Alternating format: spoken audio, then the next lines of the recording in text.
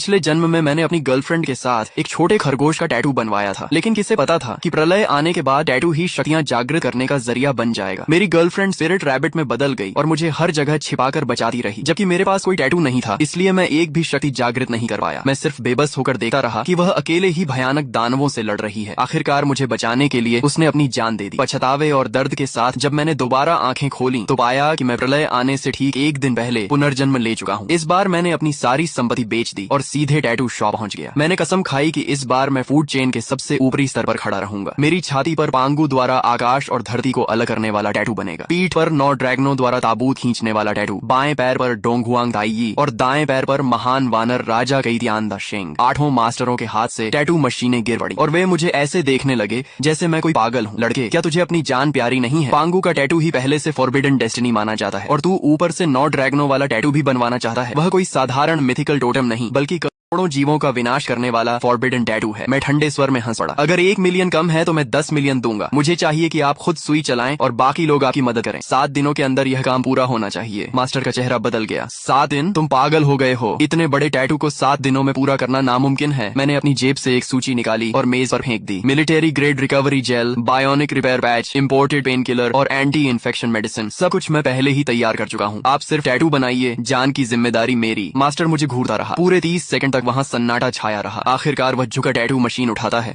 और भारी आवाज में कहता है, ठीक है, मैंने पूरी जिंदगी देवताओं के टैटू बनाए हैं, लेकिन तुम्हारे जैसा पागल कभी नहीं देखा। ये काम मैं स्वीकार करता हूँ। 3 दिन बाद जियांगजो शहर के बाहरी इलाके की गहरी पहाड़ियों में ब्लैकस्टोन नाम के एक परित्यक्त भूमिगत बेस में, यह जगह ऊपर से देखने पर शीत युद्ध के समय का एक पुराना एयर रेड शेल्टर लगती थी। बाद में इसे एक हेवी सिक्योरिटी प्रिजन में बदल दिया गया था, लेकिन मैं जानता था कि इसकी असली पहचान क्या है। यह पुराने युग का सील किया हुआ अंडरग्राउंड कमांड सेंटर था। इसकी मुख्य संरचना, एनर्जी वेल, वेंटिलेशन टनल और वाटर स्टोरेज सिस्टम आज भी मौजूद है। मैं यहाँ जंगल में नया ठिकाना बनाने नहीं आया था, बल्कि इसे दोबारा चालू करने, मजबूत बनाने और इसकी फायर पावर सिस्टम को बहाल करने आया था। इन 3 दिनों में मैं केवल एक बार ब्लैकस्टोन बेस गया। मैंने कॉन्ट्रैक्ट साइन किया, संरचना की जांच की और यह सुनिश्चित किया कि एनर्जी वेल तथा वेंटिलेशन सिस्टम अभी भी काम करने लायक है। बाकी सारे काम मैंने अपने वकीलों और कंस्ट्रक्शन टीम को सौंप दिए। मैं, जो पूरे जियांगजो में सबसे बड़ा फिजूल खर्च अमीर माना जाता था, सिर्फ इसे खरीदना नहीं चाहता था, बल्कि इसे पूरी तरह बदल देना चाहता था। मैंने बिना हिचकिचाए कॉन्ट्रैक्ट पर हस्ताक्षर किए और आदेश दिया, देश की सबसे बेहतरीन सिक्योरिटी कंस्ट्रक्शन टीम से संपर्क करो। 10 दिनों के भीतर मुझे यहाँ ऐसी प्रलयकालीन फोर्ट्रेस चाहिए